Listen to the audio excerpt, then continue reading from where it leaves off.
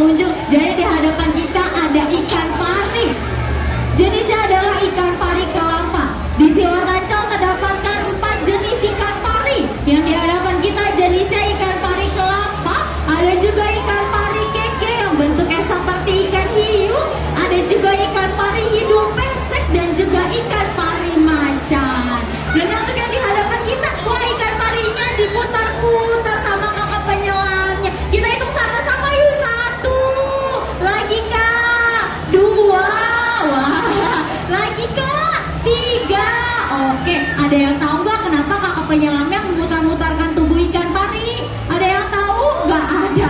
Oke, jadi kakak penyelam Siwar Ancol itu memutar-mutarkan tubuh si ikan pari bukan karena jahil atau iseng ya, melainkan sebenarnya kakak penyelamnya itu khawatir ikan pari sudah diberi makan, disuapin pula, makanya setiap disuapin kakak penyelam akan memutar-mutarkan tubuh si ikan pari agar insting dalam memburunya tidak hilang. Kembali kita berkenalan dengan ikan pari. Ternyata ikan pari adalah hewan yang cukup berbahaya atau danger fish.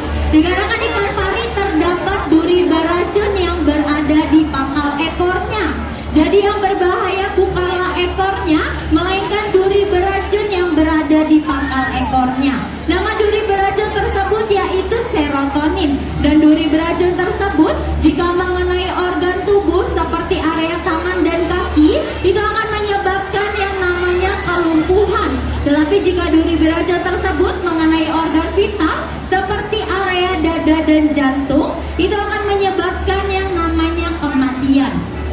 Jadi pada tahun 2006 ada seorang pemburu buaya asalnya dari Australia, namanya yaitu Steve Robert Irwin. Steve Irwin meninggal dunia karena tertancap duri beracun yang dimiliki oleh ikan pari macan. Pengunjung bisa melihat ikan pari macan yang terdapat pada akuarium nomor 4 yang memiliki ciri-ciri totol-totol hitam di sekitar atas tubuhnya seperti layaknya macan tutul. Jadi pada saat itu Steve Irwin tertancapnya di area sekitar dadanya, makanya tidak tertolong lagi dan berakibat meninggal dunia.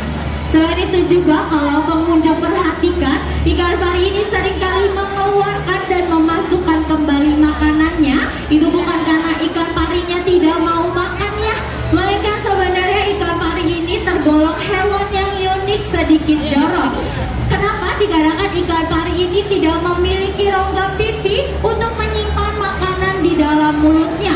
Makanya setiap diberi makan, ikan pari akan mengeluarkan dan memasukkan kembali makanannya secara berulang kali. Wah, selain itu juga ada juga nih hewan reptil yang menghampiri Kak Nurdin. Ada yang tahu gak itu kura-kura atau penyu?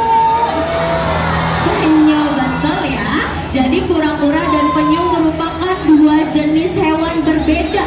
Mereka memiliki 3 jenis perbedaan. Yang pertama, penyu itu hidupnya di air laut. Sedangkan kura-kura, dia itu termasuk hewan amfibi, bisa hidup di daratan dan juga di